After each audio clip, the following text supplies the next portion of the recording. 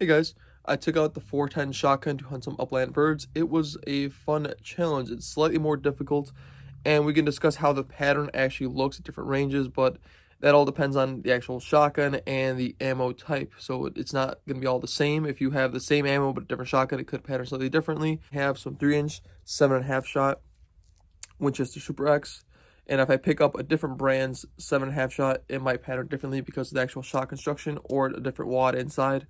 So it's all slightly different. Over the weekend was to hunt some upland birds, went after chukars. They're not quite as small as doves, not quite as big as pheasants. The dogs flush them out. You get your chance to shoot them out of the sky.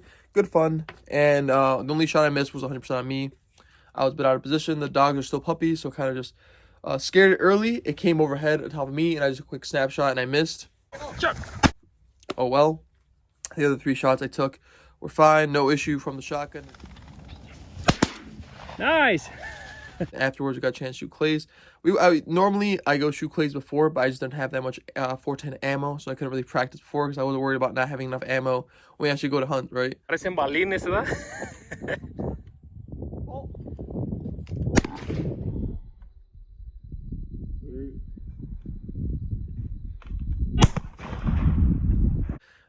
When we go there, it's a lot of walking, and we're out there for 2 hours, and we only got like 6 or 7 birds. I got 3, my old man got the rest, and it was good fun.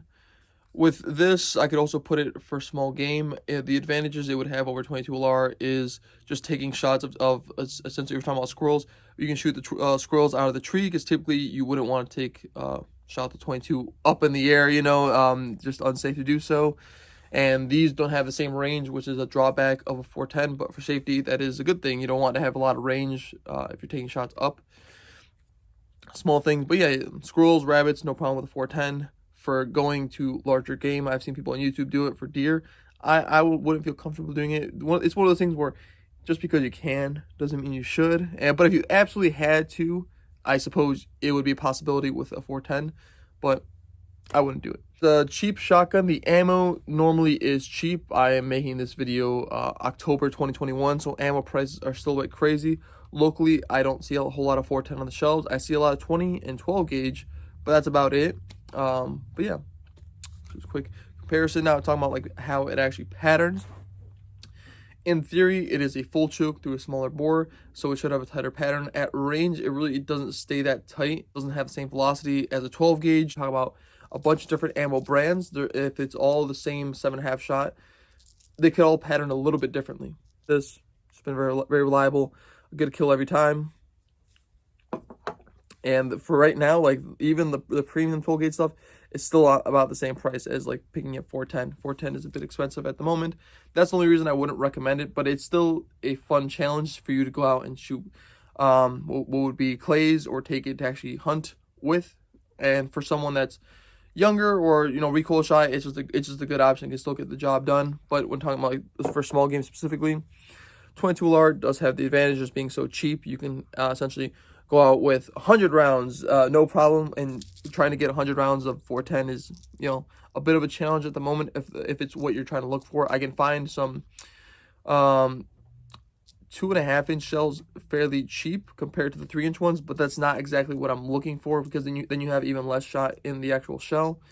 But yeah, still a good option, lightweight for upland birds. Again, a lot of walking around, carrying this all day, no problem. Carrying a larger 12 gauge for 2 hours can be an issue. Even with the sling, you still get tired on the one side, walking around and going over the mud and over the tall grass and all that.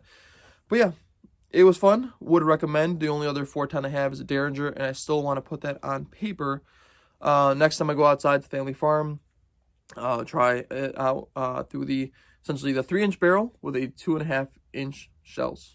It does not chamber the 3-inch shells, so it'll be basically poking out of the barrel there on the Derringer. But I can try out some other stuff. I still haven't tried out the what was the Hornady Critical Defense through this shotgun. I still have 10 of those shells, and I will be picking up some slugs and some buck. And that's essentially just for fun. I wouldn't really put a 410 in a self-defense role.